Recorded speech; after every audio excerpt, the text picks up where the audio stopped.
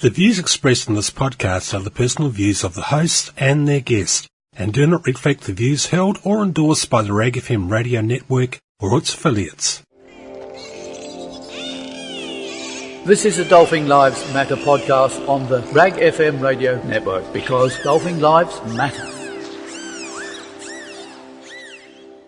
Hello and welcome to episode 1 of Dolphin Lives Matter, a brand new podcast about dolphins and whales, dolphin and whale conservation, and the broader, more human issues within our human society that affect dolphin and whale conservation, perhaps more indirectly. I'm Malenka and I will be your host for this podcast. So feel free to grab a cup of tea, sit back, relax, and enjoy our time together. This podcast will be approximately monthly. I will try and get it out every month. That may not always be the way it happens, but I will endeavour to do my best. So what's my goal of this podcast? Well, first of all, of course, my goal is whale and dolphin conservation, but not necessarily doing the same old, same old. I've been involved in the whale and dolphin conservation movement for about 18 months now, as of the time of the recording of this podcast. And while I have a lot of respect for people who do dedicate their lives to whale and dolphin conservation, I feel that there is a niche market for many reasons, a place, should I say, for more analytical discussion of issues that affect whale and dolphin conservation, both directly and indirectly. And yes, there are plenty of discussions around the science regarding whale and dolphin conservation, environmental issues, and all this sort of thing. But there are also more human issues that affect whale and dolphin conservation. Some of them are perhaps more controversial and less politically incorrect.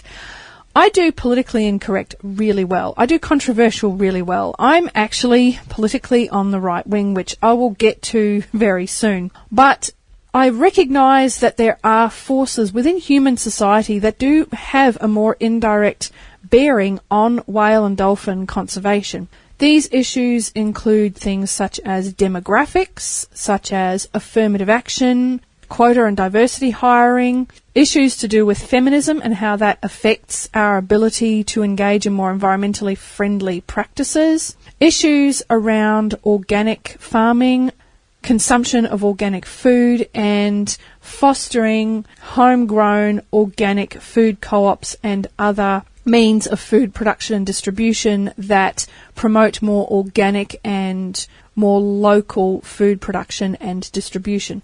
I also recognise that from a dolphin captivity point of view, many people do go and see dolphin shows because they want to be entertained, not necessarily because they want to learn about dolphins. And so, in a nod to this, I will also endeavour to profile alternative, family-friendly forms of entertainment that don't involve any kind of animal exploitation.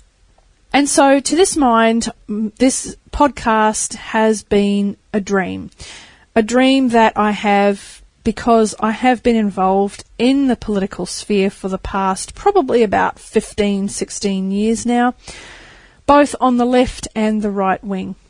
So, first of all, how does this fit in with my podcast? Well, first of all, I should probably discuss my own political leanings. I used to be very hardline left, but have since moved through conservatism, Christian fundamentalism, and now find myself on the dissident right, in some cases a bit of a swinger, but pretty much on the dissident right, which is, in a lot of polite circles, very naughty, but it's still, that's where I am. And so this podcast is aimed primarily at more conservative types or right-wing types. So, why am I doing a podcast about dolphins aimed at conservatives? Well, first of all, what I'm not looking for from conservatives is warriors for dolphins. I realise that conservatives have plenty of battles to fight within the human culture war, and I totally get that. I'm not looking for conservative warriors for dolphins. That's not what I'm looking for. But the slogan, in fact, one of the favourite hashtags of the anti-dolphin captivity movement is don't buy a ticket. And that's a good slogan. Hit them in the wallet. It makes perfect sense. But this simple slogan fails to address a lot of the dynamics of why people are going to dolphin shows, who's going to dolphin shows, what the attitude is, and what we can actually do about it in a more pragmatic way.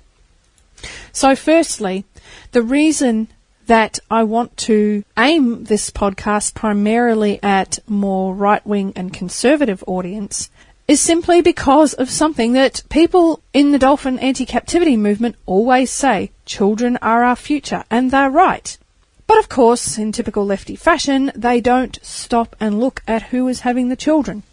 As we say on the right, the future belongs to those who show up for it. And therefore, we need to be looking at the very people who are having children. And the people who are most likely to have children tend to be more right-wing or religious conservatives. That's the first thing.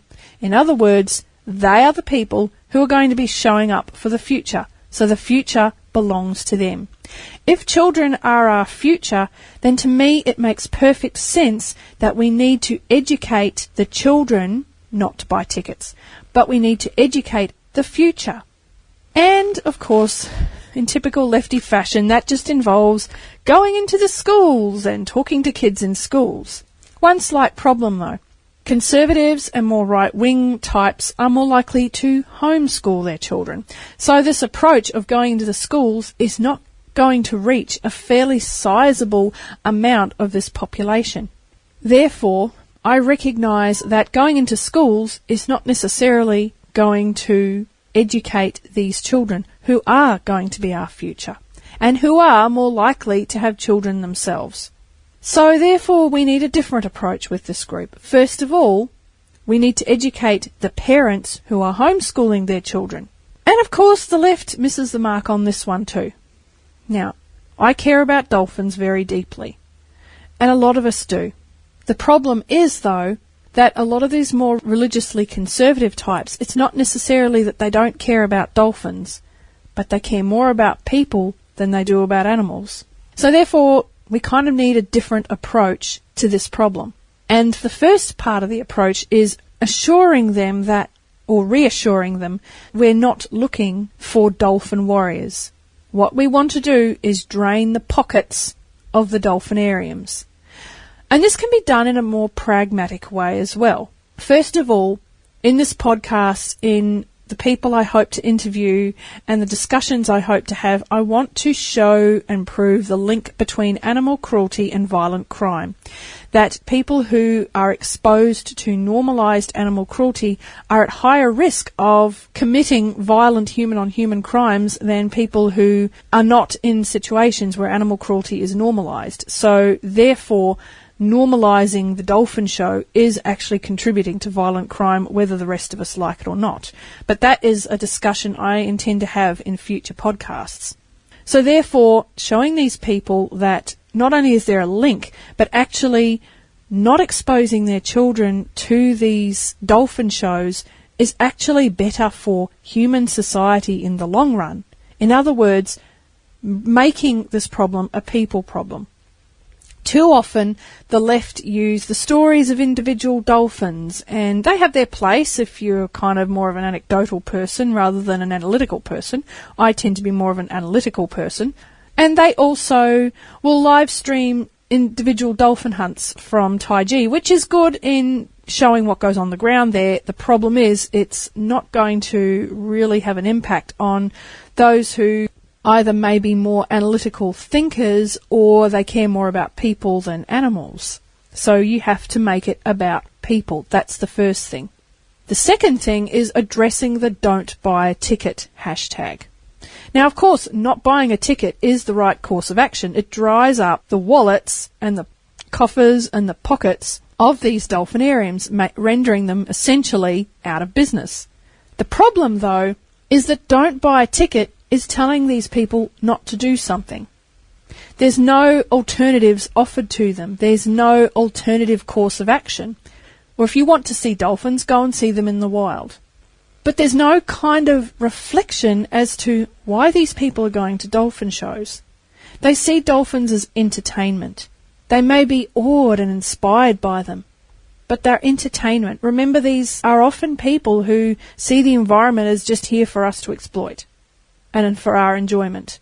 So therefore, these kind of emotive and anecdotal arguments that the left uses in order to try and so-called supposedly, quote, educate, unquote, people about dolphin captivity are not actually going to work with the people that it's actually going to matter that they work for.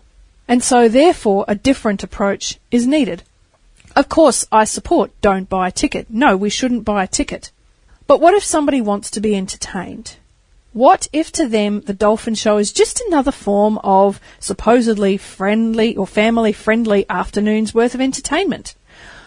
Let's face it, a lot of these people are looking for family-friendly forms of entertainment. And the dolphin captivity industry is very good at billing their brand of entertainment, or so-called entertainment, as family-friendly, which means we have to counter that. So one of the things I want to do in this podcast is to say, sure, don't buy a ticket, but there are alternatives. And there are plenty of them out there. The problem is that in our decadent, degenerate, cultural Marxist society, genuinely family-friendly forms of entertainment are becoming increasingly corrupted as the social justice, lefty, cultural Marxist infestation of what was once family-friendly is reaching ever higher points. I mean, for God's sake, we have drag queen story times in libraries these days. A wedding has been redefined as 2 men or 2 women, which, by the way, in my opinion, is not a wedding. But this is increasingly squeezing out people who are looking for family-friendly entertainments, good old wholesome kids' fairy tales, all these sorts of things. And dolphin captivity industry knows these things. And so they're very effectively tapping into this market and this really, really kind of this need that conservative families have for entertainment that they perceive as clean and wholesome. So if you're selling them the message of don't buy a ticket, what's their take-home message? Well, if that's no longer wholesome entertainment, what is? Well, on my podcast, that's what I want to look at. I want to talk to people from fairs, from retro organisations, even group harmony groups, all sorts of different forms of family entertainment.